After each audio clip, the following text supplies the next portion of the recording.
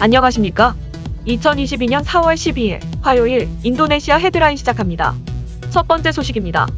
인도네시아 코로나19 확진자가 총 603만 168명으로 늘어났으며 이 중 사망 15만 5,556명, 완치 579만 8,044명으로 집계되어 2.6%의 치사율을 보이고 있습니다.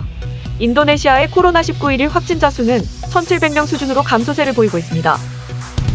오미크론 변이의 새로운 하위 변이가 확산하고 있습니다. 영국의 이어대만과 태국에서도 오미크론 변이와 그 하위 변이인 스텔스 오미크론 변이의 혼합형 변이인 XE 변이가 검출됐습니다.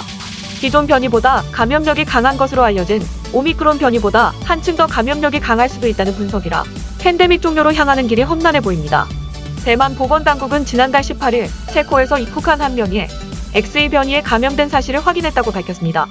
대만 국적 여성으로 알려진 해당 확진자는 입국 당시 코로나 검사에서 양성 반응을 보였으며 무증상 감염이었다고 대만 역병관제서 부국장은 브리핑에서 밝혔습니다. 또한 감염 사례가 너무 적어 XE의 전파력이 기존 오미크론 변이보다 강한지는 확인할 수 없다고 언급했습니다. 영국에서도 XE 변이는 확산하는 모습입니다. 영국 보건안전국은 지난달 22일 기준 영국에서 XE 변이가 총 637건 확인됐다고 전하며 이미 영국 내 지역사회에서 XE가 전파되고 있으며 전체 분석의 1%를 차지하고 있다고 밝혔습니다. 다만 아직 해당 변이의 감염력이나 심각성, 백신 효과 등 특성에 대한 결론을 도출하기에는 증거가 충분하지 않다고 덧붙였습니다. 한편 XE 변이는 세계 곳곳으로 확산되는 상황입니다. 태국과 이스라엘에서도 XE 변이가 발견되었으며 확진자들은 가벼운 발열과 두통, 근육 위축 증세를 보였지만 특별한 의료 대응이 필요하지는 않았다고 전했습니다. 인도네시아 코로나 태스크포스는 6일 기준 2,520만 명의 인도네시아 시민들이 3차 백신 접종을 했다고 밝혔습니다. 또한 1차 백신 접종의 경우 63만 4,177명이 증가해 1억 6,074만 명이 접종 완료하였으며 2차 백신 접종의 경우도 1억 971만 명을 기록했다고 전했습니다. 한편 인도네시아 정부는 2021년 1월 13일부터 전국적으로 2억 826만 명의 시민을 대상으로 백신 접종 프로그램을 개시하여 진행 중에 있습니다. 인도네시아 정부가 코로나 상황 안정화에 따라 백신 접종 완료자에 대한 무격리 입국 허용에 이어 국가별로 무비자 및 도착비자 발급을 재개합니다. 특히 입국 후 체온 검사만 통과하면 PCR 검사도 면제됩니다. 인도네시아 법무인권부는 입국 규제를 대폭 완화하는 내용의 규정을 발표했습니다. 싱가포르, 태국, 베트남 등 아세안 회원국 국민은 인도네시아에 무비자로 입국할 수 있습니다. 또한 한국을 포함해 43개국 관광객은 사전 비자 준비 없이 도착 비자를 50만 루피아에 구매해 입국할 수 있습니다. 도착 비자는 관광 목적만 허용되며 여권 유효 기간이 6개월 이상이어야 하고 최대 30일 체류 후 이민국에서 30일 더 연장할 수 있습니다. 아울러 아이르랑가 경제조정장관은 외국인 입국자는 체온 검사를 통과하기만 하면 코로나 검사를 도착 후 받을 필요가 없다고 밝히며 그간 입국자들이 모두 백신 접종을 완료한 데다 출발 전에 PCR 음성을 확인하기 때문에 인도네시아 입국 후 체온이 37.5도가 나오는 감염 의심자만 PCR 검사를 받게 될 것이라고 설명했습니다. 인도네시아 국영공항 운영사인 앙카사푸라는 발리섬 응우라라이 국제공항에 3월 여객수가 60만 5,133명으로 전월보다 56% 증가했다고 밝혔습니다. 3월에 1일 여객수가 가장 많았던 날은 국내선이 2만 6,335명, 국제선이 1,979명으로 기록되었습니다. 응우라라이 공항 지부의 관계자는 4월부터 동공항의 영업시간이 오전 7시에서 다음날 오전 2시까지로 연장되고 항공기 발착 횟수도 늘어난다고 전하며 4월은 느바란 귀성 등으로 여객수가 더욱 증가할 것으로 전망했습니다. 한편 발리섬은 3월 7일부터 백신 접종 완료자 등에 대해 격리 없는 입국을 허용하는 제도를 시행하고 있습니다. 다음 소식입니다. 우크라이나 침공을 두고 러시아와 미국 등 서방 국가의 갈등이 격화하면서 올해 G20 의장국인 인도네시아가 주요 국가들의 러시아 배제 압박에 고심을 거듭하고 있습니다. 안타라 통신 등에 따르면 지난달 24일만 해도 인도네시아의 G20 정상회의 공동준비위원장 디안 트리안샤자니는 우리는 공정성과 중립을 유지하고 정해진 절차에 따라 모든 회원국을 초청할 것이라며 원칙론적인 입장을 밝혔습니다. 비동맹 중립 외교를 고수해온 인도네시아 정부는 우크라이나의 영토와 주권을 침해하는 행위를 규탄한다면서도 러시아 제재에 대해서는 다른 나라들의 조치를 맹목적으로 따르지는 않을 것이라고 했습니다.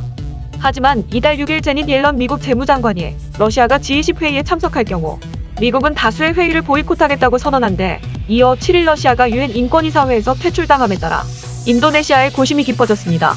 최대 경제 대국이자 초강 대국인 미국이 G20에 불참할 경우 회의체 운영에 심각한 차질이 빚어질 수 있고 블라디미르 푸틴 대통령이 11월 발리 정상회의에 참석 시 모든 관심이 우크라이나 사태에 맞춰져 코로나19 경제 회복 등 다른 의제가 묻힐 것으로 예상이 되기 때문입니다.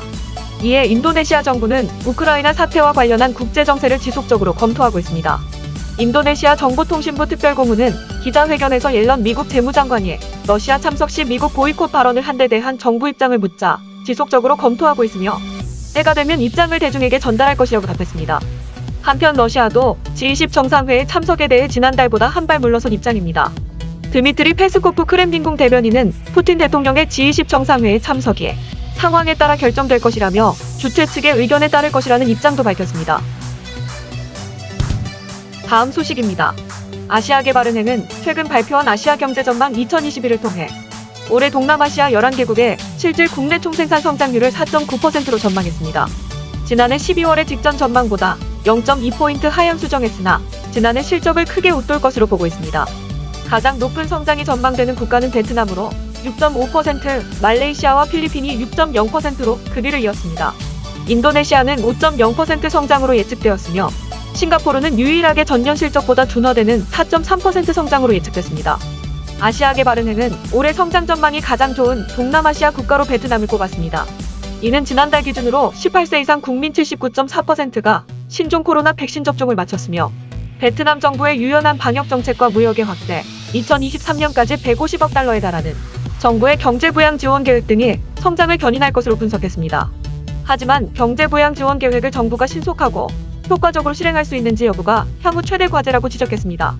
역내 최대 경제 규모를 자랑하는 인도네시아의 성장률 전망치는 5.0%로 방역정책 완화와 소비 지출과 제조업 활동의 확대, 투자 및 기업 환경 개선 등이 단기적인 성장을 견인하는 요인으로 분석되었으며 정책 과제로는 디지털화를 활용해 생산성과 성장을 도모할 것을 권고하였습니다.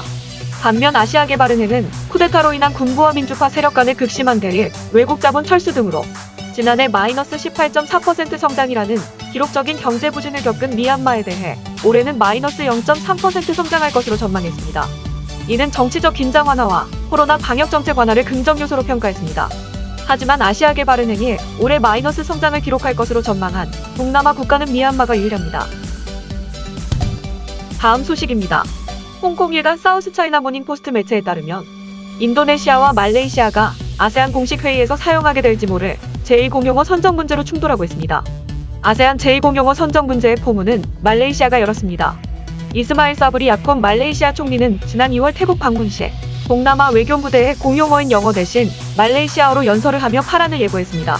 이후 그는 지난달 23일 자국 의회 상원에서 아세안 10개국 중 8개국의 말레이시아어 원어민이 거주하고 있다며 아세안이 제2공용어로 말레이시아어를 채택할 충분한 조건이 갖춰진 만큼 다음 아세안 회의에서 이 부분을 정식 안건으로 제기하겠다고 선언했습니다. 이에 인도네시아 정부는 즉각 반발했습니다.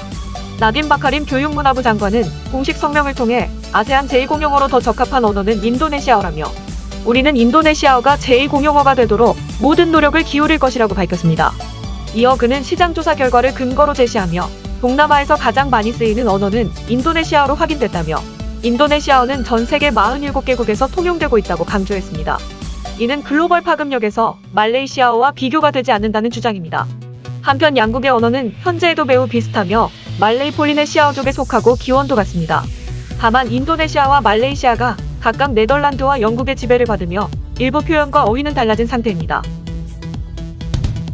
다음 소식입니다.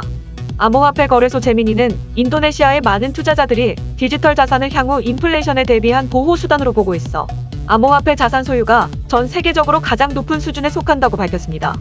해당 기업이 연구 발표한 암호화폐 글로벌 보고서에 따르면 18세에서 75세 사이에 연간 소득 14,000달러 이상의 인도네시아인들의 41%가 암호 자산을 소유하고 있다고 전했습니다.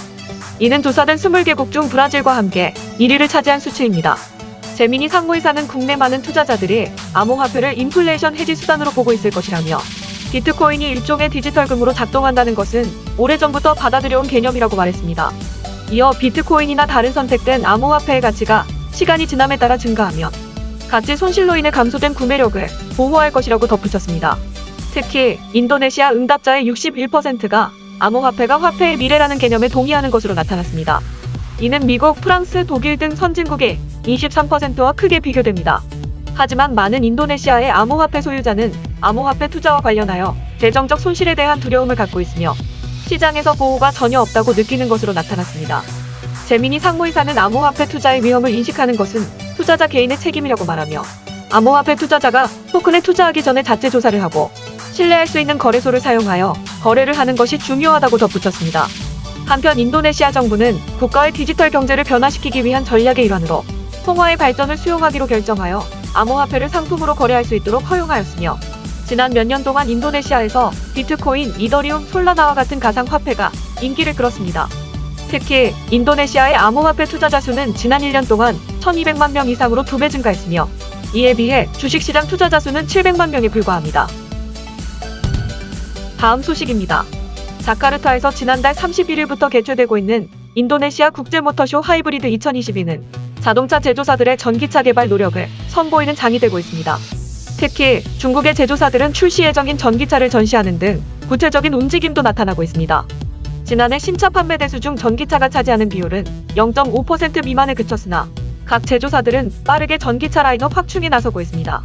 중국의 상하이지의 무링자동차의 현지법인 부사장은 글로벌 소형 전기 자동차로 중국에서 판매하고 있는 초소형 EV 홍광 미니가 조만간 인도네시아 시장에 투입될 것이라고 밝혔으며 해당 GSEV는 기존 모델이 아닌 신형차이며 현지에서 생산될 예정이라고 덧붙였습니다. 또한 중국 둥펑소콘 자동차의 인도네시아 합작사 소콘인도 오토모빌은 지난 31일 EV셀S SF5를 출시했습니다. 관계자는 판매 개시를 앞두고 현지 조사를 실시하고 있다고 하였으나 구체적인 출시 시기에 대해서는 밝히지 않고 준비가 끝나는 대로 곧바로 출시할 예정이라고 말했습니다. 이 밖에 이미 출시된 소형 상용차 갤로라에 EV 모델 갤로라에도 전시됐습니다. 또 다른 중국 제조사 테리자동차는 소형 EV EQ1을 전시했으나 구체적인 출시 시기 등에 대해서는 공개되지 않았습니다. 한편 일본 제조사들도 앞다투어 전기차를 전시하였습니다. 미쓰비시 자동차는 미니캠 미브를 전시했으며 국영 포스 인도네시아와 베타 서비스 고잭 등 4개사가 실증 실험에 미니캠 미브를 사용한다고 밝혔습니다. 이 밖에도 스즈키 인도네시아는 연내에 하이브리드 차를 출시한다고 발표했으며 토요타의 경우 키장이노바의 전기차 모델과 출시 예정인 소형 전기차 C 플러스 포드도 전시했습니다. 다음 소식입니다. 발리포스트 등에 따르면 덴파사르 주택가를 지나는 투카드마티 강이 빨갛게 변해 환경당국이 원인 찾기에 나섰습니다. 주민들은 인근 공장에서 흘러나오는 오폐수로 강물이 때때로 빨갛거나 녹색, 파란색으로 변한다고 불만을 터뜨렸으며 빨간 강물이 흐르는 모습을 촬영한 동영상이 SNS에 퍼지면서 원인 제공자에 대한 엄벌을 촉구하는 목소리가 잇따랐습니다. 발리 주정부와 덴파사르 환경당국 및 경찰은 즉각 현장 조사를 벌여 인근 스크린 인쇄업체에서 폐수가 강물에 흘러들어오는 지점을 찾아내 업주를 체포하고 영업정지 명령을 내렸습니다. 현지 규정에 따라 업자는 6개월 이하 징역형이나 5천만 루피아의 벌금형을 받을 수 있습니다. 한편 인도네시아는 아직 상하수도 보급률이 낮고 염색과 인쇄업체 등의 오폐수 시스템 설치 미비로 강물색이 변하는 일이 종종 발생하였습니다. 특히 중부자바의 전통 섬유 바틱으로 유명한 프칼롱안에서는 바틱 공장에서 흘러나온 염료 때문에 진홍색 홍수, 녹색 홍수, 보라색 홍수가 발생하는 일이 반복되고 있습니다. 시청해주셔서 감사합니다. 다음 시간에 뵙겠습니다.